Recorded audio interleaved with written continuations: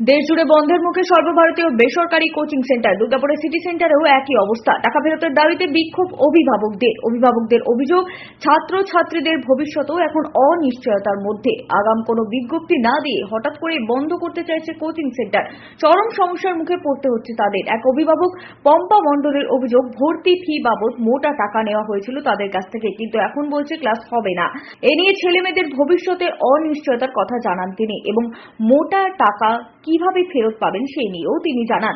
তাদের টাকা ফেরত দিতে হবে এই দাবি তুলে তারা বিক্ষোভ দেখায়। টাকা ফেরত না হলে বৃহত্তর আন্দোলনের পথে হাঁটবে বলেও জানান তারা। পরিস্থিতি সামাল দিতে পৌঁছায় দুর্গাপুর থানার পুলিশ। 10 এই বছর বোর্ড দিচ্ছে, 11-12 এর জন্য ভর্তি করেছে। এখন এই মোমেন্টে আমরা যাব কোথায়? অ্যাডমিশন টেস্টের জন্য অন্য কোথাও আমরা কোচিং সেন্টারে পরীক্ষা অ্যাডমিশন টেস্ট দেওয়া হয়নি। এবার অন্য কোথাও গেলেও তো আমাদেরকে তো আর ফ্রিতে নেবে না, আমাদেরকে তো মানে পুরো অ্যামাউন্ট দিয়ে তো ওদেরকে মানে ভর্তি করতে হবে। এখন এই মোমেন্টে আমাদের কাছে আর সেই টাকাটাও তো নেই। আমরা চাই পুরোনো ফ্যাকাল্টিকে নিয়ে আসুক, যারা ভালো ভালো ফ্যাকাল্টি ছিল, হ্যাঁ, আর তাদেরকে নিয়ে আর যদি সম্ভব না হয় তাহলে আমাদের টাকাটা যত টাকা সবাই দিয়েছে। ডিসেম্বর জানুয়ারিতে ভর্তি করেছিলাম।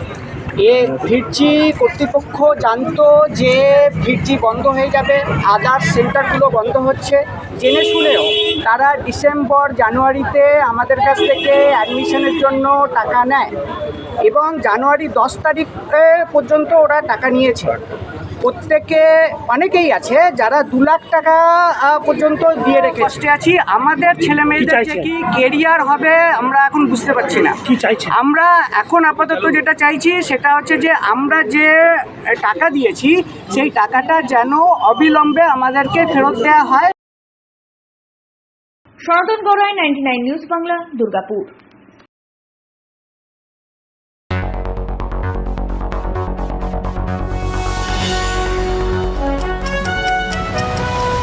আপনারা দেখছেন 99 নিউজ বাংলা।